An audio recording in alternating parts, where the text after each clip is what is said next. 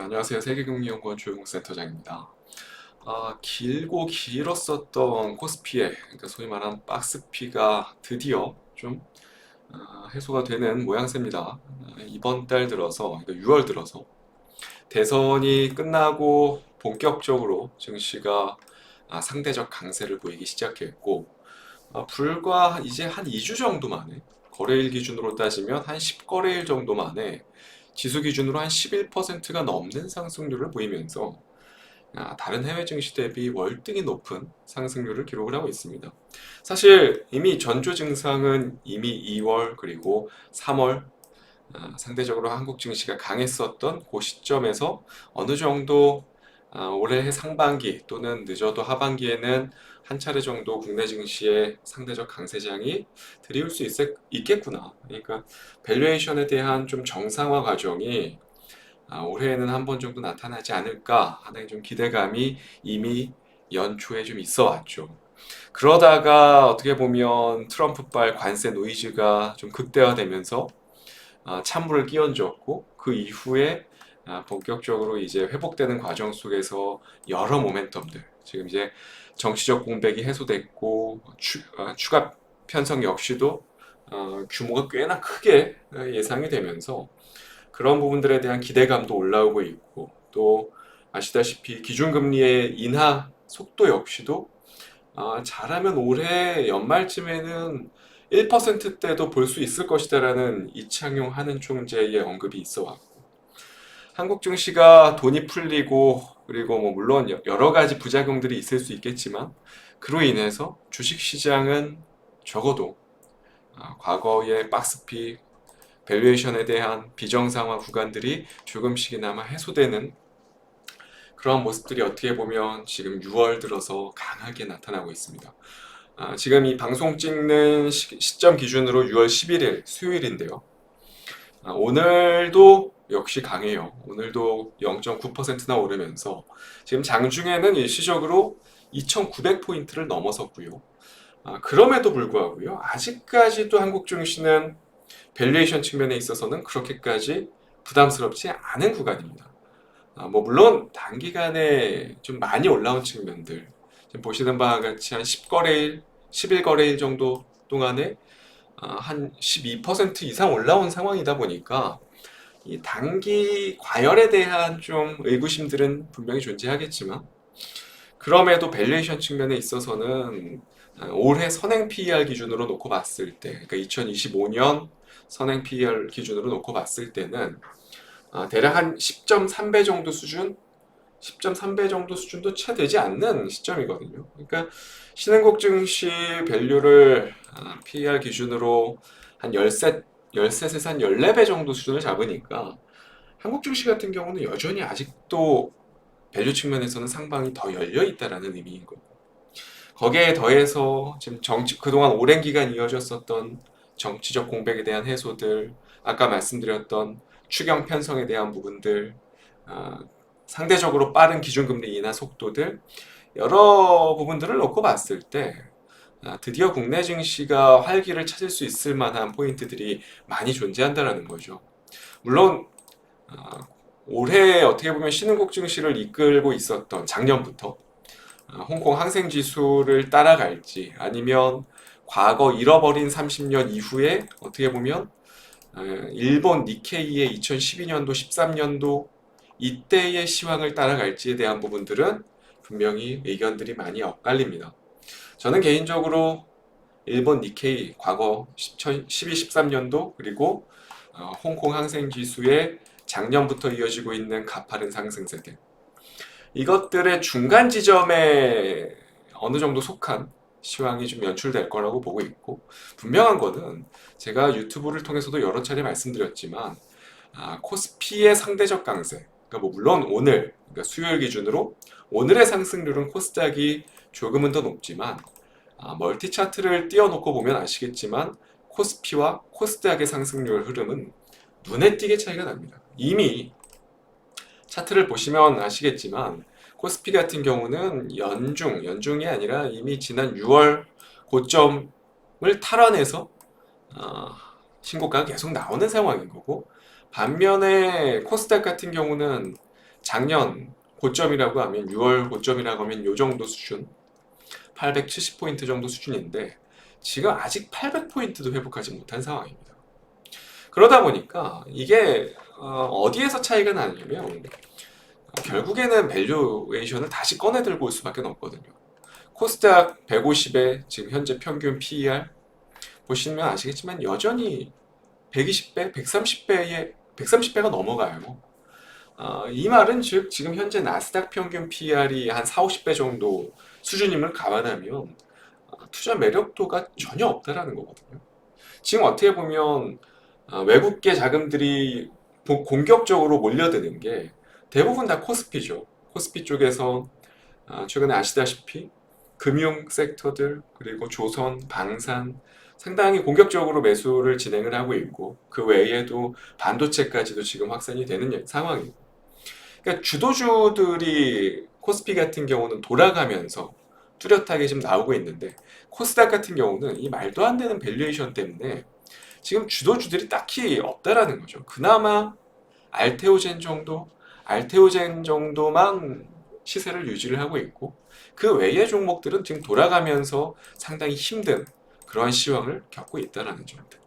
결국에 밸류에이션의 차이가 지금 6월 그리고 더 나아가서 5월부터 나오고 있는 이 반등장에서 코스피와 코스닥의 괴리를 벌려놓는 그러한 가장 중심적인 역할을 하지 않았나 라는 생각이 듭니다. 그렇다면 결국에 앞으로 코스피가 계속 가든 여기서 계속 추가적으로 상승이 나오던 아니면 조금 쉬고 나서 재차 추세적인 상승을 보여주던 시장을 주도할 만한 업종은 이미 이번 상승 파동에서 어느 정도 힌트가 다 나왔다라고 생각을 해요. 대표적으로 지금 성장성과 밸류에이션 두 가지 매력도가 동시에 공존하고 그리고 내년까지 어떻게 보면 트럼프의 관세 정책에 있어서 크게 피해를 받지 않을 만한 업종들 그리고 추경 규모의 확대에 따라서 결국에 이쪽에서도 수혜를 받을 수 있을 만한 업종들 어느 정도 공통분모가 있을 만한 업종들 이것들이 어떻게 보면 최근 시장을 주도했고 트렌드가 됐거든요. 그 업종들 다 아시다시피 오늘은 조정이 나오지만 방산 그리고 최근에 상당히 강했었던 은행 쪽들도 마찬가지고 그리고 조금은 아쉽지만 조선은 사실 밸류에이션 매력도가 이제는 좀 떨어지기 시작한 측면이 있기 때문에 조선은 가장 좀 후발로 좀 제껴두고 저는 개인적으로는 바이오, 방산, 조선 정도까지가 마지노선이 되지 않을까라는 생각이 들어요. 금융까지. 어쨌건 지금 시황은 전통적인 제조업군들, 그러니까 삼성전자를 비롯해서 뭐 LG에너지솔루션, 뭐 현대차, 기아 같은 한국을 대표하는 전통적 제조업 종목들은 확실히 눈에 띄게 상승률이 뒤떨어지는 모습들이 나오고 있고 그런 부분들을 본다면 이번 시장의 상승은 그동안 디스카운트 됐었던 국내 증시의 요인들이 이제 좀 제거되면서 상당히 오랜 기간 수십 년여간 눌려 있었던 종목들이 좀 튀어오르는 그러한 시황이 앞으로 펼쳐지지 않을까.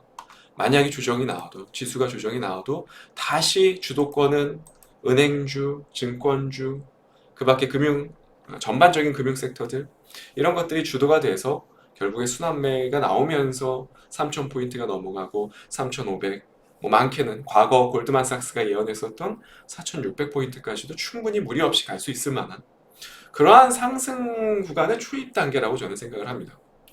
그런 상황에 있어서 결국에 지금 코스피를 계속 눈여겨볼 수밖에 없죠. 아까도 보여드렸다시피 코스닥 같은 경우는 밸류에이션 매력도가 많이 뒤떨어지기 때문에 종목을 뽑는다 한들 선택지가 많이 적을 수밖에 없고 확률 역시도 뒤떨어질 수밖에 없습니다. 그래서 오늘 공략주 역시도 결국에는 계속 제가 코스피 종목들 위주로만 지금 몇 달째 들고 오고 있죠. 오늘도 마찬가지입니다. 오늘 공략주도 결국 코스피에서 들고 왔습니다. 바로 하나손해보험이라는 종목이죠.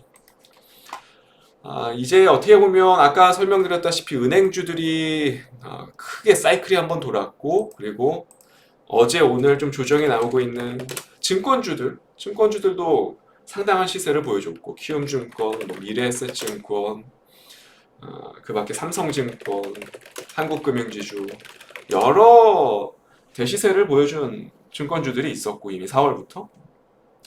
다만 아직까지 보험주들 같은 경우는 좀 상대적으로 상승 여파가 좀 덜하거든요. 그러니까 지금 오늘같이 은행이 빠지고 있는 와중에도 보험 업종들이 바닥에서 조금씩 조금씩 올라온다. 이 말은 결국 순환매를 한번 보험 쪽에도 돌리겠다는 얘기거든요. 그러니까 결국 밸류에이션 관점에서 본 하나손해보험 역시도 지금 현재 PBR이 0.3에서 한 0.4배 정도 수준이거든요.